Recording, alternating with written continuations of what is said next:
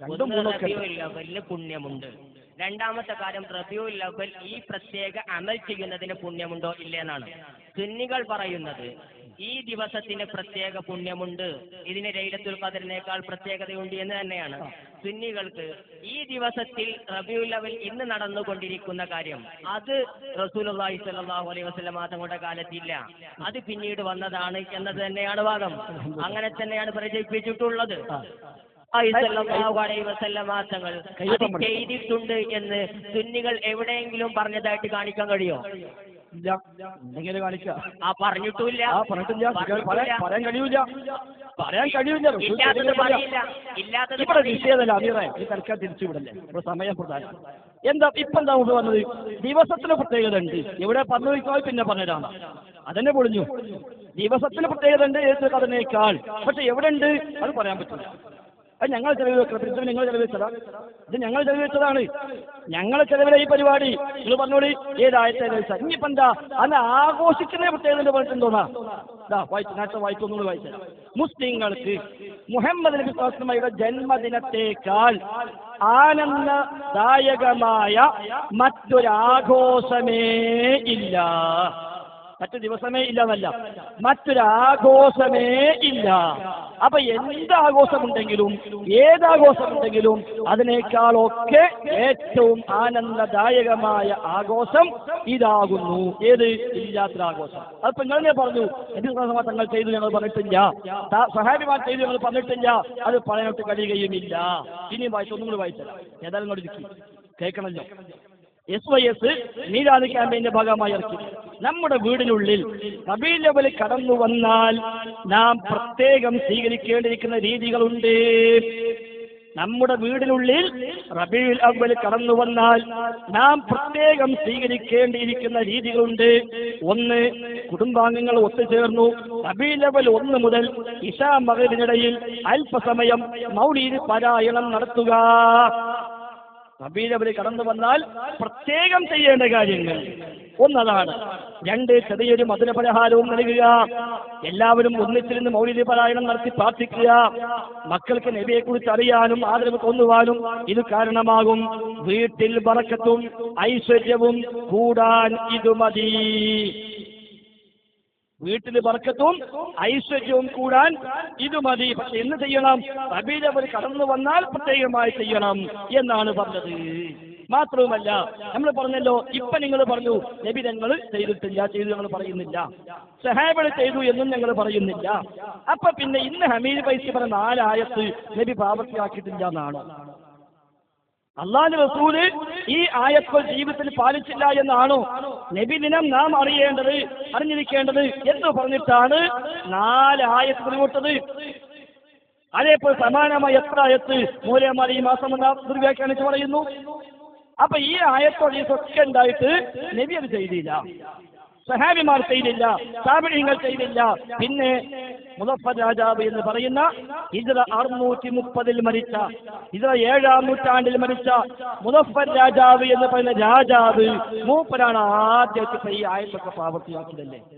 അതിനു മുമ്പ് അള്ളാഹുവിന്റെ റസൂലോ അവിടുത്തെ സ്വഹാബത്തോ താബിഈകളോ താബിഈകളോ മദ്ഹബിലെ ഇമാമികളോ അവരാരും ഈ ആഘോഷത്തെപ്പറ്റി ദിവസത്തെപ്പറ്റി ഈ നിലയ്ക്കുള്ള ഒരു പ്രയോഗം പോലും നടത്തിയില്ല.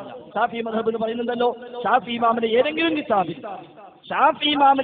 കിതാബിൽ വേണ്ട, അബൂ ഹനീഫ ഇമാമിന്റെ കിതാബിൽ, മാലിക് ഇമാമിന്റെ കിതാബിൽ, അഹ്മദ് ഹംബലിന്റെ കിതാബിൽ, വേണ്ട ഹിജ്റ 300 മുമ്പ് ജീവിച്ച ഏതെങ്കിലും പണ്ഡിതന്റെ കിതാബിൽ, ഹിജ്റ 400 മുമ്പ് ആയിക്കോട്ടെ, 100 എക്സ്ട്രാ തരാം, ഹിജ്റ 400 ജീവിച്ചു പോയ ആയിരക്കണക്കായ പണ്ഡിതന്മാർ അവരെഴുതിയ 10,000-കണക്കായ ഗ്രന്ഥങ്ങൾ, ആ ഗ്രന്ഥങ്ങളിൽ എവിടെയെങ്കിലും നബിദിനാഘോഷവുമായി ബന്ധപ്പെട്ട ഒരു പരാമർശം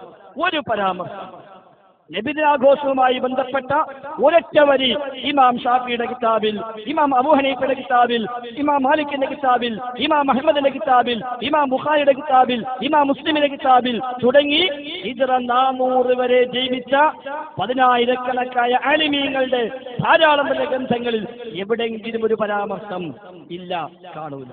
അപ്പൊ അന്നൊന്നുമില്ല, പിന്നെന്തായി? പിന്നെങ്ങനെ അതിനായത്ത് തെളിവാകാം? പിന്നെങ്ങനെ അത് ഹദീസ് തെളിവാകാം? അപ്പൊ അതാണ് ഞങ്ങൾ പറഞ്ഞത്. സവിശേഷത കൽപ്പിക്കുന്നുണ്ട്. ആഘോഷത്തിനും സവിശേഷത ഉണ്ട്, ദിവസത്തിനും സവിശേഷത ഉണ്ട്, മാസത്തിനും സവിശേഷത ഉണ്ട്. അന്ന് പത്രി ചുട്ടാൽ വരെ അതും കൂടി വളരെ പുണ്യമായി കാണുന്നു എന്നാണ് എഴുതി വെച്ചത്. അത് ഞാൻ നേരത്തെ പറഞ്ഞത്. ഇനിയിപ്പോ നിങ്ങളൊക്കെ പാടെ കൂടിയിട്ട് സവിശേഷത കൽപ്പിക്കുന്നില്ല എന്ന് പറഞ്ഞുകൊണ്ട് കാര്യമില്ല. അത് മുളഫർ രാജാവ് നിശ്ചയിച്ചതോട് കൂടി തന്നെ സവിശേഷമായി കഴിഞ്ഞു. അത് ദീനിൽ പുതിയ ഉണ്ടാക്കായി കഴിഞ്ഞു. അതുകൊണ്ടാണ് അന്ന് അബൂ അംറുൽ ഫാക്കിഹാനി റഹിമഹുല്ലാഹ് പറഞ്ഞത് ഇത് ദീനിൽ പുതുതായി കൂട്ടിച്ചേർക്കലാണ്. ഫാക്കിഹാനി റഹിമഹുല്ലാഹ് പറഞ്ഞെന്താ? ഇത്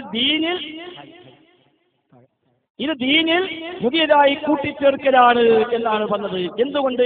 ആ മൗലിദ് എന്ന ആ ആഘോഷം ജായിസാണെന്ന് പോലും പറയാൻ അനുവാദമില്ല. മുബാഹാണ്, ജായിസാണ് എന്ന് പറയാൻ പോലും അനുവാദമില്ല. എന്തുകൊണ്ട്? അത് മതത്തിൽ പുതിയതായി കൂട്ടിച്ചേർക്കലാകുന്നു എന്നാ പഠിപ്പിച്ചത്. അദ്ദേഹം പറയാം ഇത് ഒന്നുകിൽ നിർബന്ധമാണെന്ന് പറയണം, അത് പറയാൻ കഴിയില്ല. അല്ലെങ്കിൽ സുന്നത്താണെന്ന് പറയണം, അതും പറയാൻ കഴിയില്ല. ഇനി അതുമല്ലെങ്കിൽ അനുവദനീയമാണ്, ജായിസാണ് എന്ന് പറയണം, അതും പറയാൻ കഴിയില്ല. എന്തുകൊണ്ട് കഴിയില്ല? ജായിസാണെന്ന് പറയണമെങ്കിൽ ഇത് ദീനിൽ തെളിവുണ്ടാകണമല്ലോ, ദീനിന് അനുവാദം നൽകണമല്ലോ. പക്ഷേ അതും പറയാൻ നിവൃത്തിയില്ല. കാരണം അദ്ദേഹം പറയാ വലൈസ ബിവാജിബിൻ, ഇത് വാജിബല്ല, ഇജ്മാഅൻ, അതിൽ ഇജ്മാ ഉണ്ട്. വലാ മൻദൂബൻ, മൻദൂബുമല്ല. ലഅന്ന ഹഖീഖത്തൽ മൻദൂബി മാ തലബഹു ശർഉ മിൻ ഗൈരി ദമ്മിൻ അലാ തർക്കിഹി, ശർഅ് പ്രോത്സാഹിപ്പിച്ചതാണല്ലോ സുന്നത്ത് എന്ന് പറയുക. വഹാദാ ലം യദൻ ഫീഹി ശർഉ, ഇത് മതം അനുവാദം നൽകാത്തതാണ്. വലാ ഫഅലഹു സഹാബ, സഹാബിമാർ ചെയ്യാത്തതാണ്. വലാ താബിഊന, താബിഈകൾ ചെയ്യാത്തതാണ്. അത് നിങ്ങൾക്കും തർക്കമില്ല. നിങ്ങളിപ്പോ പറഞ്ഞു നബി ചെയ്തിട്ടില്ല, സഹാബിമാർ ചെയ്തിട്ടില്ല, താബിഈകളും ചെയ്തിട്ടില്ല. വലത്താബിഊന മുതദയ്യിനൂന ഫീമാ അലിംതു, ഞാൻ അറിഞ്ഞിടത്തോളം ദീൻ പ്രകാരം ജീവിച്ച സഹാബിമാരോ താബിഈകളോ അത് ചെയ്തിട്ടില്ല. അതുകൊണ്ട് അതും പറയാൻ നിവൃത്തിയില്ല. വലാ ജായിസുൻ അൻ യകൂന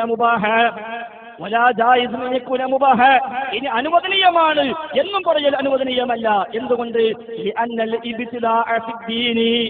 ദീനിൽ ഒരു ബിദ്അത്ത് ഉണ്ടാക്കൽ ലൈസ മുബാഹ, അനുവദനീയമല്ല. ബിഇജ്മാഇൽ മുസ്ലിമീൻ, മുസ്ലിമീങ്ങളുടെ ഏകോപിത അഭിപ്രായ പ്രകാരം മതത്തിൽ പുത്തനാചാരം ഉണ്ടാക്കൽ അനുവദനീയമല്ല. അതുകൊണ്ട് നബിദിനാഘോഷം അനുവദനീയമെന്നും പറയാവതല്ല.